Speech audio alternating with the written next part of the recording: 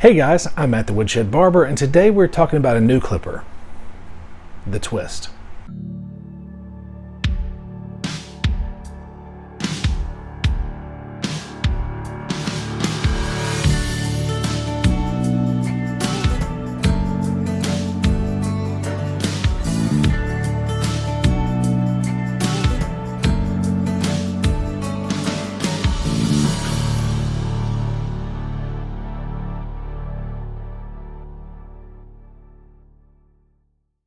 If you guys remember back in the summer, I got a clipper that is my answer, or the cheaper answer for me, of the Stylecraft Instinct. You know, at that time that thing was going for $240, $250, and I found this tool, exact same clipper, just from a different company called Voguers, called the Z Clipper, right here. And exact same tool, same motor, everything, just different case coloring and much cheaper price. But they have just came out with a new clipper called the Twist, and you can see it right here. Very similar build. The casing is pretty exact. Got this from them. It's a very unique concept, so let's get into this. Pop the hood. 2JZ engine, no shit. So the power of the Twist is it has a BLDC motor. Now, it did not say on the box, but I clocked it in. It says 7,100 RPMs. So that's kind of the industry standard right now. To me, I'm seeing more and more clippers in that 7,000 range than anything else. Granted, you do have your magnetic motor clippers that go up to 10,000 RPMs. You have your vector motor clippers that have a cruising speed of 8,000 to 9,000, but of course go up to like 11,500, regardless. So this one clocks in at 7,100 RPMs. That's not bad. It doesn't have a very loud noise compared to this one. This one was 77 decibels. This one is around 73, 74. It fluctuates a little bit. But it's a very handy clipper, very comfortable in the hand. If you guys know the Instinct, it is small. So if you do not like the small size of the Instinct or of the Z Clipper, this may not be for you because it's the exact same handle. What I did notice is the back grip is a little bit more of a softer texture, kind of like what T-Pob puts on his matte black stuff. Very similar to that. Upgrade on this, not only does it use the same charging stand as the Z Clipper, but instead of the USB micro on the back, USB-C charger on the back. So that's a nice addition for power. Now, as far as time of use, it says 2-hour battery life, 1.5 hour charge time. So I always get skeptical whenever I see charge time and usage time being around the same. I'm more accustomed to charge time being half the time of the battery life. So it is what it is. But so far, what I've noticed as far as the power of it, it's a nice little clipper. It's more than just finesse. It has enough power to actually go through some stuff if the right blade is on it. So we'll go ahead and get into that. But so far, in my opinion, power on the Twist, I would say it's about an 8 out of 10. It's pretty decent. So let's go 8 out of 10. Look out!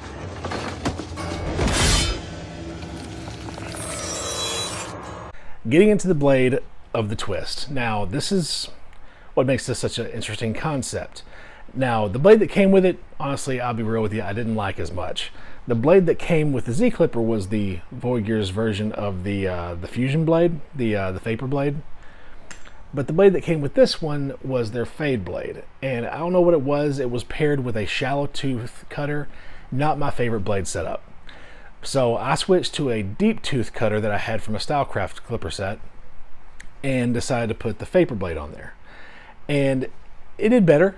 It did better. I prefer taper blades, but because I prefer taper blades, all my taper blades are used up. One thing I did notice about the blade on this is that this kind of speed, a shallow tooth cutter is fine if you're going low RPMs, because you're not going to be mowing through hair with that. To me, a deep tooth cutting blade is needed if you're thinking about using this as a bulk clipper, which more higher speed motors are. So I would say the blade that comes with it is not that great. I'd say the blade that comes with it's maybe a 5 or 6 out of 10. Not that great. But there's more to this, and that brings us up to the next point, which is design. You're in dire need of an upgrade. Systemic, top to bottom. So the design of the twist. Now, like I was saying, this is where my grief with the blade, all that kind of stuff comes together, because in my opinion, the twist is kind of bringing a couple form, function things that I enjoy together. So why is it called the twist? Well, because there's a twist. Kind of in the same vein as the Revite, they've discovered, oh yeah, if you have a detachable, adjustable blade system, you can actually quick change to a different blade. Let's say I had a taper blade on one that I really liked and wanted to switch to a very tight surgical fade blade. Well, that's as easy as grabbing this, twisting, and it comes off. Now, that's the weirdest unit I've seen like that. I have seen other ones, not just the Revite, but there are other ones that have the same pop-off feature. But a twist, that's a twist. So you just take that cylindrical unit, put it back in there sideways. It's not the... Oh, there we go. You gotta make sure that the... that's in there. There you go. And just pops right back into place. So that's a very unique design feature. That's the unique design feature, so much so that they named it after it. But as far as the rest of the design of the clipper, I like the flat black grip on the back. I'm not a big fan of the orange. Look, let's just call it what it is. I may be a Tennessean, but I was born and raised a Bama fan, and there's something about orange, whether it be Auburn, Florida, UT. I'm allergic to orange. I'm sorry. I don't like the orange. After I get done with this review, I will probably be customizing this to my likings. But it's a nice little clipper. The click arm on it, for one thing, it's got this weird little bend. See if you can see that. I don't know why they chose that, but it may be the fact that it does bring, I'm right-handed, so I'm gonna switch. It does bring the arm higher up for a lower click, so I'm not having to reach down to grab it. So as far as the clickiness goes, between the two, the Z Clipper reminds me more of the way the first Low Pros felt. Now, if you guys have ever operated one of the Influencer Edition Low Pros, you could recount that the clicks felt lighter, more like suggestions instead of, detents that you have to go to. That's kind of how this one feels. It's very, very quiet, and you can also move past them. That may be a good thing, maybe a bad thing. I have no problem with the click on the Z Clipper. And Voguers has told me that they're coming out with a Z Clipper Part 2. I'm curious what that's going to be. If it's going to be kind of like the Instinct X, or is it going to be kind of like this rumored Instinct Part 2 that we're supposed to be getting? So, Instinct 2, I don't know. We'll see. But the design, I'd think that for it combining the size of a clipper I really like, a decent motor, and once I put a good blade on there, having the ability to switch that stuff out, that's pretty cool. So I'm going to say that it's a 8.5 out of 10. The reason it's not higher is because, and I talked to Matt Andis about this with the Revite. I'm going to talk to anybody about this that have detachable functions like that. When you first get a clipper and it has that ability, what's the point if it does not come with the ability? So having another bracket like this with a different blade come in the box, that would have been preferred in my opinion. But regardless, it has the ability to. So for that, I'm going to give it points because it's got the ability to. They've done studies, 60% of the time it works every time. How does it perform? Well, the motor, once I had the right blade on there, is very functional. It reminds me kind of like a Senior as far as the way it'll go through whatever you put it through. It's not overpowered, it's not underpowered, it's just powered enough. It has the ability to be a little forgiving too. So I mean, if you are a novice in this business and you're trying to have something that gives you a little bit more flexibility to where it's not so aggressive, and you're kind of scared of the Z Clipper or the Instinct, this might be a good way to go. And once again, small clipper, same handle. So if you are a lady barber or a barberess, however you want to put it, or if you're just somebody who likes smaller handy clippers, I mean, I've got big mitts, but it's very comfortable for me. It's pretty nice.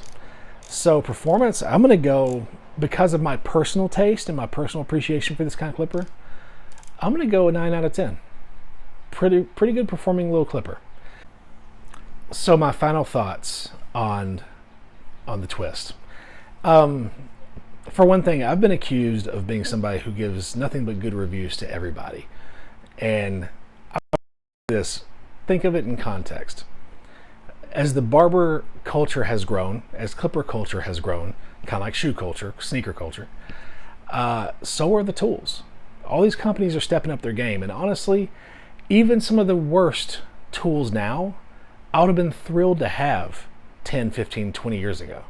I mean, 20 years ago, there was no cordless clippers, cordless trimmers, yes, and they weren't even that good. So the kind of, stepping up of their game that these companies are doing, this is going to be what it is, guys. We have to get nitpicky to separate what's the good and the bad. The only tool that I've reviewed in the past year that maybe would not have a permanent home on my station 10 years ago is that Voguer clipper. If you would have given me the standard low pro, which you guys know I was not a fan of the standard low pro from Babyliss. If you would have given me that clipper 10 years ago, I would have been over the moon for it. So all these companies are stepping up their game. So for me, the way I rate things, 3 and below means it shouldn't even be a tool. They should do away with it. It's not for anybody. 3 to 5, I consider a bad barber tool. Some people may like it. I just don't consider it good. 5 to 7, I consider an average tool. That's decent. That's workable. Is it great? No. But it won't have a permanent home on my station because I have such good tools. But can you cut hair with it and make a good living off of it? Sure. From 8 to 10, that's whenever we get into the nitpicky, the nitty-gritty, us trying to figure out between all these good tools, which ones fit our hands better, which ones do we like more because we like to talk to our clients and conversate. That's where all that comes in. So for those who saying I'm just giving good reviews, send me some bad clippers. I'll show you a bad review. But this little tool,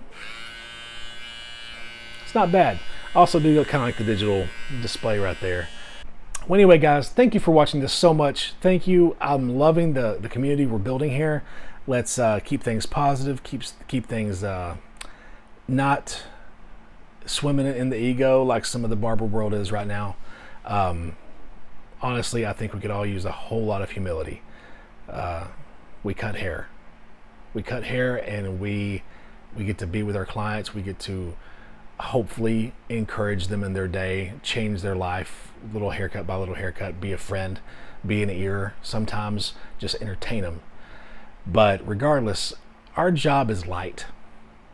Our job is a light job. It brings light. It is light.